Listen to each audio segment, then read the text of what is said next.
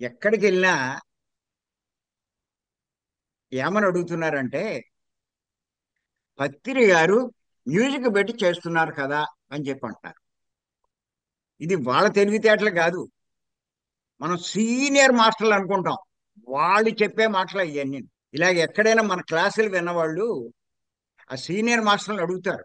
ఏమండి, మీరు ఇలా చెప్తున్నారు, మ్యూజిక్ అది పెట్టి చేయిస్తున్నారు, మ్యూజిక్ పెట్టకూడదని కొంతమంది చెప్తున్నారు, ఏది కరెక్ట్ అంటే ముందు ఏమంటున్నారంటే వాళ్ళు మీ ఇష్టం వచ్చింది చేసుకోవయ్యా అంటున్నారు, సమాధానం చెప్పలేక.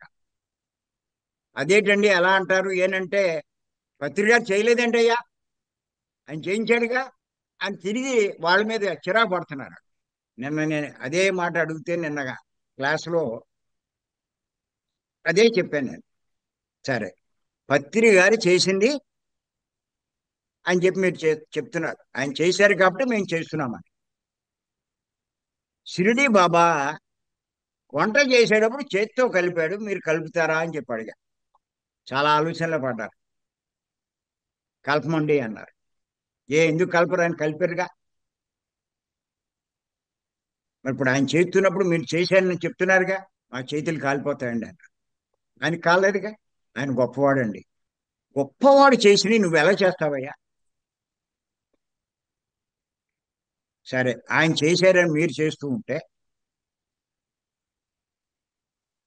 ఆయన ప్రపంచం అంతా తిరిగి చెప్తున్నాడు, నువ్వు తిరుగుతున్నావా?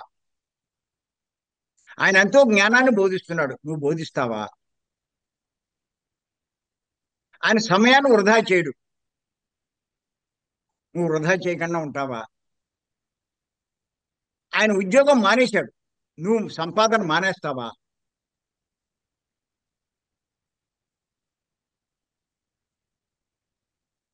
నువ్వు ఆయన చేసినట్టు చెయ్యి దలుచుకుంటే, చేశాడనే మాట నువ్వు అన్నట్లయితే ఆయన చేసినన్ని చెయ్యి, నువ్వు కూడా అలాగే చేయించు, ఒప్పుకుంటాను. మాట లేదు మళ్ళా. ఆయన చేసినవి ఒక్కటి చేయరు, ఇదొక్కటి మటుకు ఆయన కంపేర్ చేసుకుంటారు. వాళ్ళకి బోధించిన తెలివైన మాస్టర్లు, తెలివైన మాస్టర్లు అనకంటే తెలివి తక్కువ మాస్టర్లు, సత్యమేదో అసత్యమేదో తెలియని మాస్టర్లు చెబితే